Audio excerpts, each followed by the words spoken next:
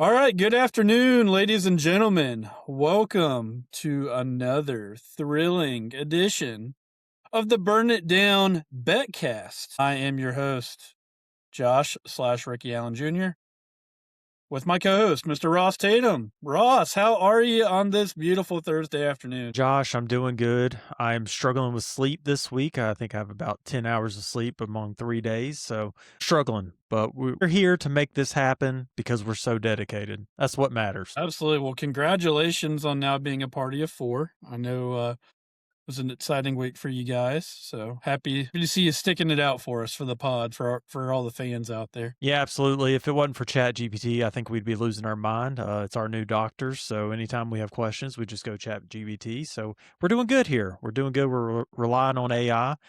It's just the wave of the future. Well, you look great. You look like you haven't missed a beat there. So, as you can probably tell, I am not in the studio. I've got my hair up, I shaved, and we're looking a little bit more professional today. I'm coming to you from my mobile office on arguably the best place on earth, and I'm not talking Disneyland. I'm talking Fazoli's off exit 98 on I-81 is one of the best places on earth. Yeah, I think that's a presenting sponsor. I'll put a big Fazoli sign up here. We'll send it to Fazoli's HR. I think we're going to get paid for this episode. We absolutely should. They're phenomenal, by the way. So, well, let's jump right into it, Ross. I know we've got a lot to cover and not a whole lot of time. Man, what a rendition we had at Talladega. We covered it a little bit on the actual pod, but man, we've been killing it here. We're only on episode 3 of the Betcast. If you guys want to make a little money, just listen to us, man. Just listen to us. You gotta trust. Big trust. So we're heading to Texas Motor Speedway. Hope you're ready to do your two-step and win some cash. Ross, I'm gonna start with my outright winners, and then I want to hear yours.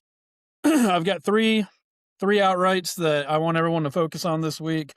I did some homework and watched the 2025 race.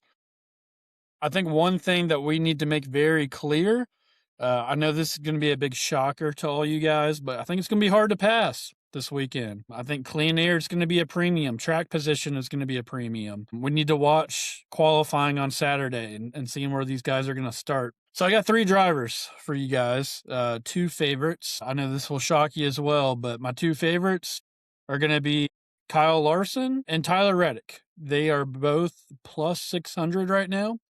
I like both of those guys for 6 times your money.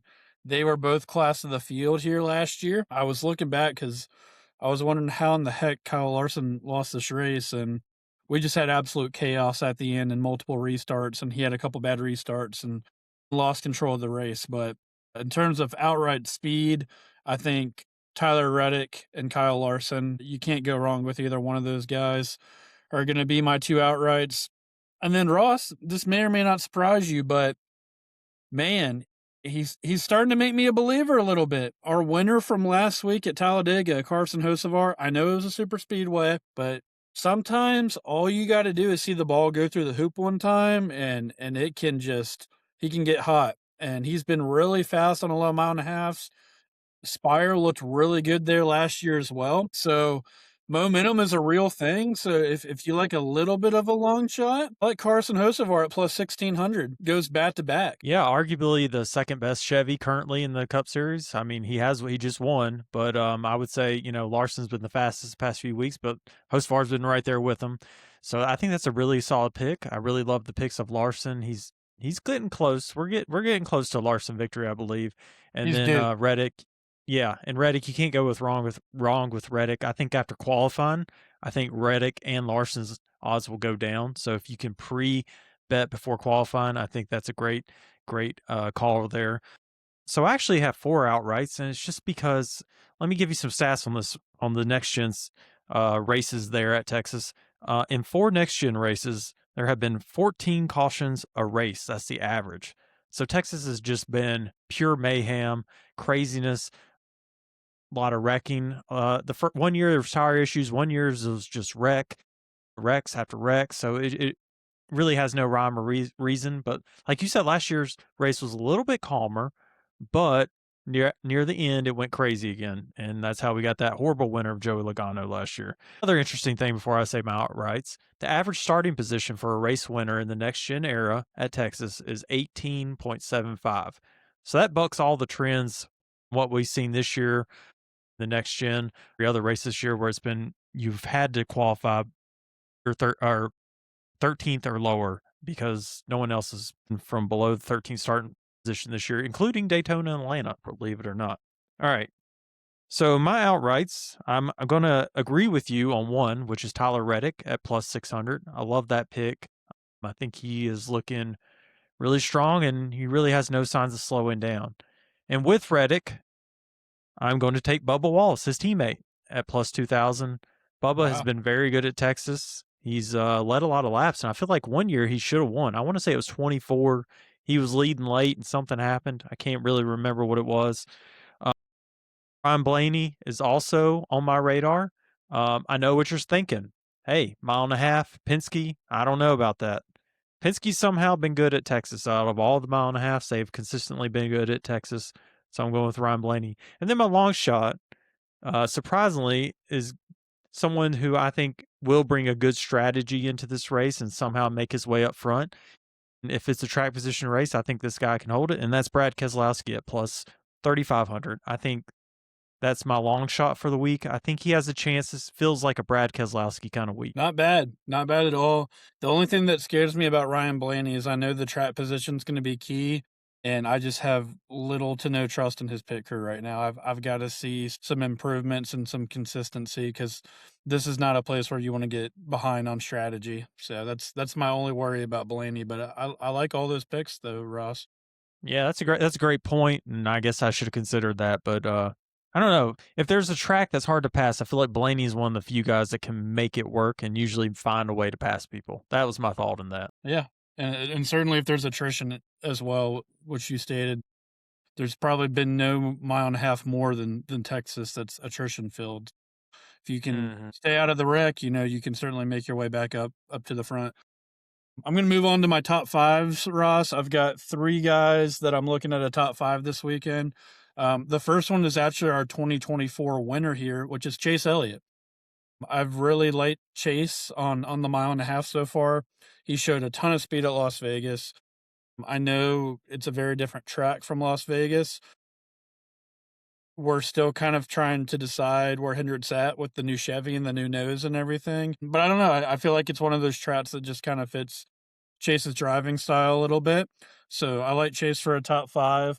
My other two, another Toyota driver. He's a winner this year. I like Ty Gibbs, kind of getting back on track for a top five. I think he'll be really fast. You got Chase at plus 200 for a top five, and you got Ty Gibbs at plus 250 for a top five.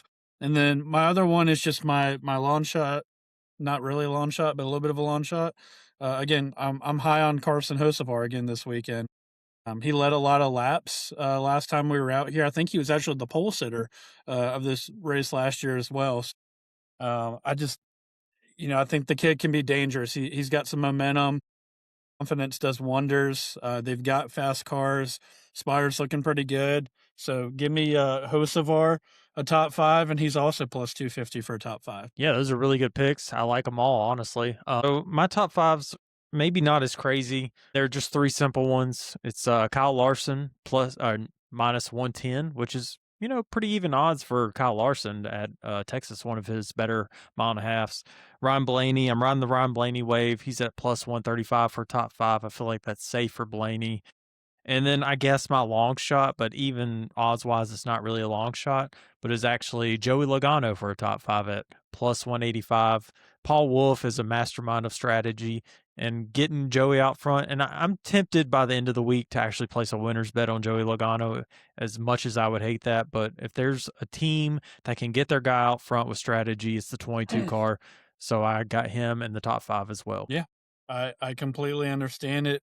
I'm going to kind of ride your coattails because that's a perfect transition into my top 10 bets. The first one that I'll say, right on the same lines as what you're thinking. I saw this in the race when I was reviewing earlier. I really like Austin Cindric for a top 10 as well. He's kind of right in that same Penske boat. You know, I think they took 2 tires a couple times in the race last year. One of them, he actually stayed out early in stage 1 and pretty much led the entire stage. He actually won stage 1 last year because they left him out there, and it's just so hard to pass with the dirty air and with that progressive banking in turn 1. The second groove started coming in a little bit later in the race, but early on it was very one groove. So if you can get out front, it can be really, really hard to pass. He's plus 240 for a top 10. So kind of right in the middle of what you're saying. You know, Team Penske is going to be looking to do strategy. And, you know, they've got a lot of really smart crew chiefs over there to put their drivers in positions to capitalize.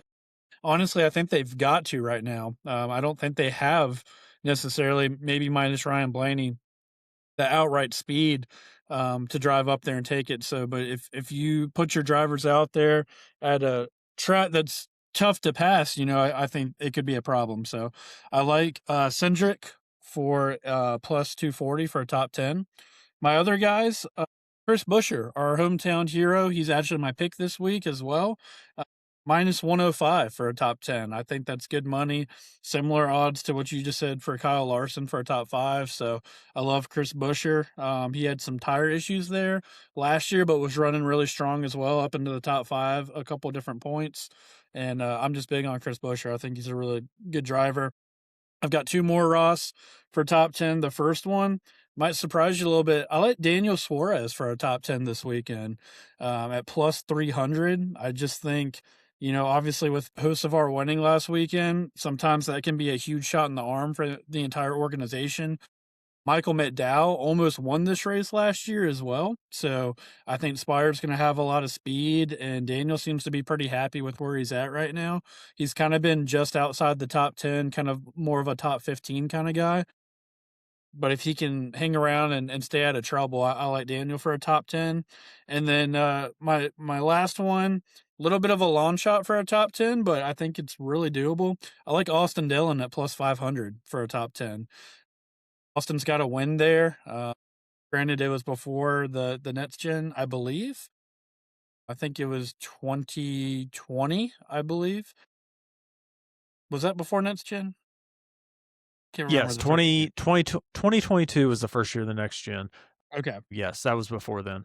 Yep. So I remember I was back when I was part of RCR when we got a 1-2 finish with Austin Dillon and Tyler Reddick at the time. So I've also heard, I don't know how much true this is, but there's been a lot of like commentary this weekend about like the waning crescent moon or waxing crescent. Different drivers have talked about that.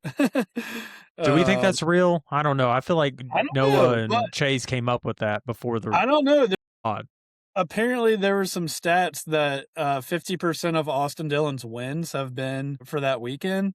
So that'd be a real long shot for a win. I guess never say never, but I'll take Austin Dillon for a top 10 at plus 500, especially with there being attrition generally. Again, if he can stay out of trouble, I think he can find his way to a top 10 finish. Yeah, Austin's pretty good about staying out of trouble in races like that. So I do like that call. My top 10s are a little bit different than yours, but we do agree on one, and that is Chris Buescher at -1 or minus 105. I believe in Buescher, man. He's consistent. He's good. And along with Chris Buescher, I'm thinking RFK, and the other one would be Ryan Preece at plus 280. If you can give me a car that's consistently running 8th to 12th every week at plus 280, I'll take it all day. So I think those long sweeping corners kind of lend themselves to Ryan Preece's driving style, especially turn 1 and 2. I kind of feel like it's a short track kind of corner. So I do like that. And then my long shot of the week is actually a surprise, I would say, from a lot, because he's got one of the worst odds, but it's actually Zane Smith at plus 1100. Seems like one of those FRM cars always just manage to get near the top 10 or in the top 10 at a lot of these attrition-filled races. And I feel like it's either going to be Zane or Todd. I don't think Noah has a chance. I'm just going to be honest, but I think it's going to be Zane this week. So that's who I'm going with for my long shot. I don't know. I'll be honest, Josh, this is the least confident I've felt all 3 weeks. and I think a lot of it's due to the attrition. The past races, the laps led, the fastest laps, they just don't make a lot of sense because the races have been just such a mishmash of different strategies, and this is going to be a hard race to bet on, especially with DFS. It's going to be a tough one. It is. I agree with you. I think there's a lot of variables, especially, we've got pit strategy that can come into it. You leave a guy out there, take 2 tires, and he could walk away potentially. So it's a little bit of a wild card Texas has become, but we'll stick with the trends, stick with your gut at the end of the day. We know the Toyotas are fast. We know, RFK has been bringing some speed. I really like all the Spire cars right now. You just gotta, it's kind of a balance of where we're going plus who's hot right now, right? You mentioned it earlier. You're going to get the best odds if you go ahead and place these before qualifying, but if you want a little bit safer bet, you can wait till qualifying and adjust off of that too. So yeah, we'll see what happens. I'm excited. It's not the most exciting race in the world at Texas just because it is hard to pass, but man, those guys are absolutely hauling the mail there, and we can normally expect a wreck or two from there that shakes things up. Yeah, hopefully we don't have any tire issues like we've had in the past few years. Year it was left rear tires, and then one year I think it was right rear tires. So, yeah, it's a tricky track for everybody, not just the cars, but also the tire makers and everyone else. So it's going to be interesting. I actually don't hate Texas as much as a lot of people because I do like the chaos sometimes, especially this year. I'm looking forward to chaos after the first 9 weeks. Yep. Well, this is actually race 11, so we're only 3 races away to be halfway through the regular season. Kind of hard to believe. So Tyler Reddick is 5-5 right now, so we'll see if he goes back over 500 with his record this weekend. So anyway, well, thank you guys again for tuning in for another edition of the Betcast. Ross, did you have any closing remarks? No, just know we're not professionals, but you watch the first 2 weeks, you would think we are, but we are not, I promise. So gamble responsibly. Yeah. We'll see. If we go 3 for 3, you might want to really start paying attention. So we'll see what happens. Appreciate you guys for tuning in. As always, be ready Monday morning. We will recap everything Sunday evening and put out another episode for Monday morning, recapping all things Texas. So good luck to you guys this weekend, and hopefully you make a little bit of cash.